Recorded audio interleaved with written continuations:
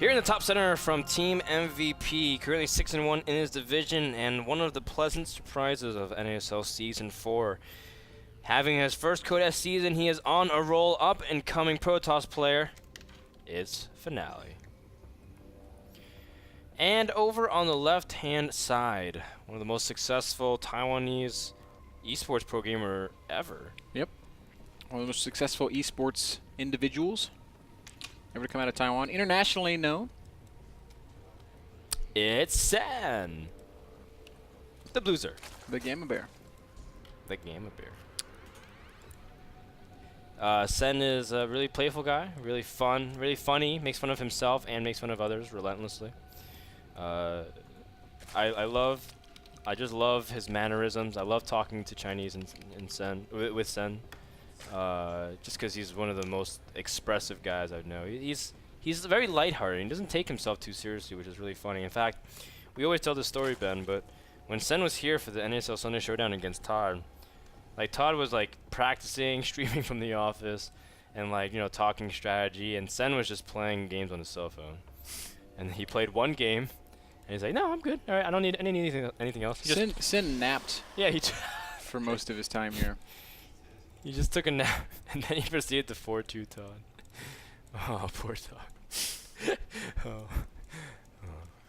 He just can't win against Zerg. Metropolis is our third and final map. What a great map to end it on. What a perfect map for some mutas, huh?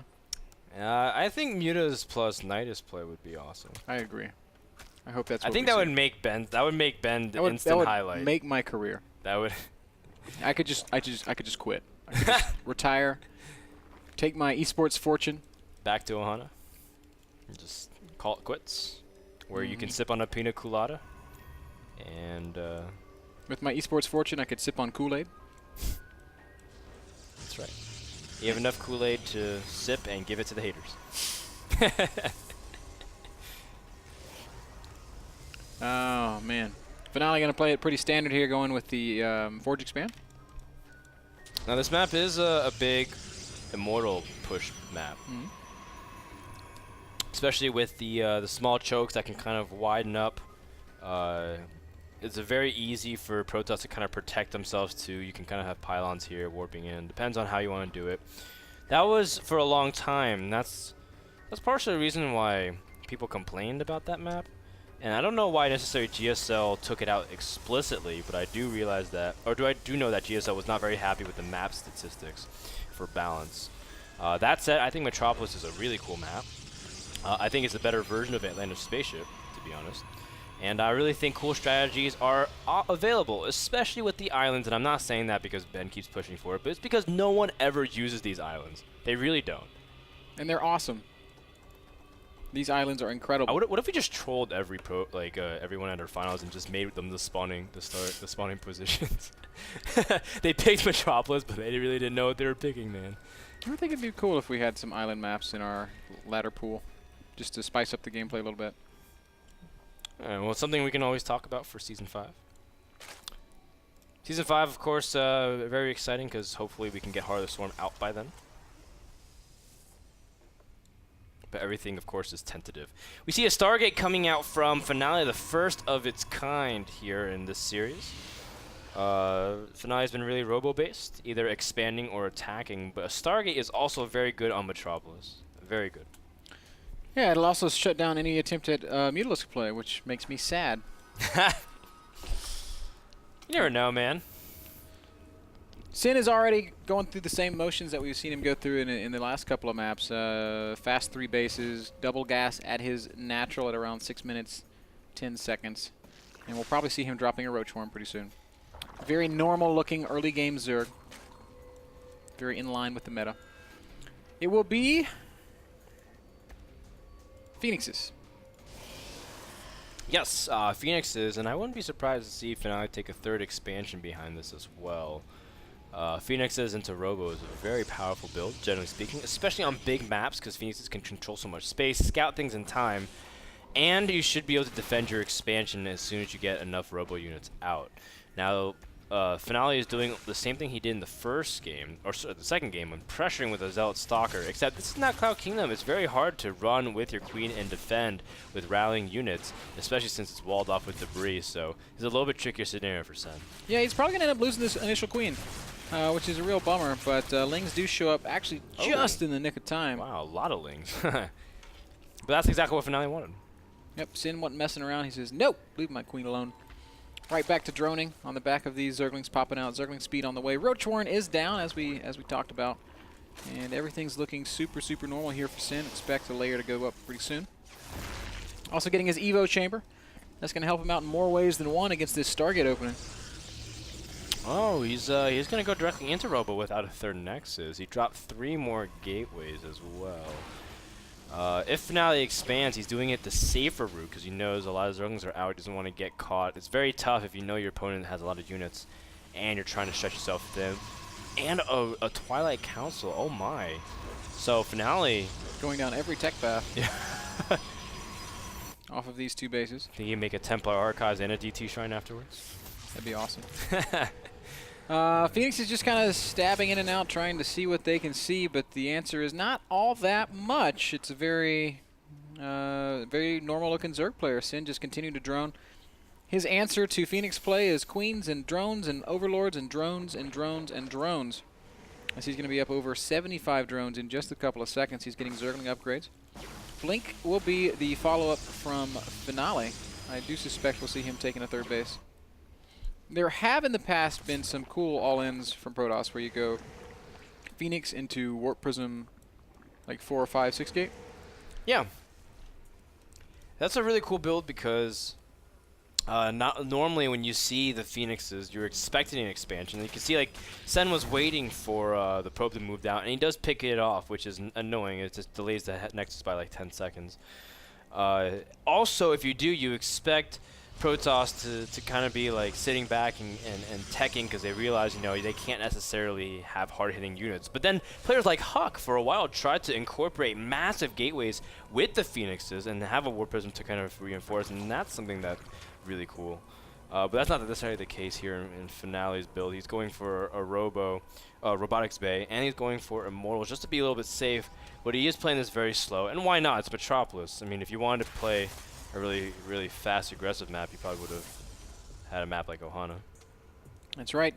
1-1 finishing up now for Sin, along with his layer. Immediately the Infestation Pit goes down, so we're going to see Sin trying to round out that tech tree as quickly as possible. Infestors, great at shutting down Phoenixes, and also at shutting down everything else. Yes. I mean, Finale hasn't really done much with these Phoenixes. They're searching for Overlords, but Sen has actually dodged any kind of losses. Very impressive from Sen. Only 1 kill in the Phoenix total.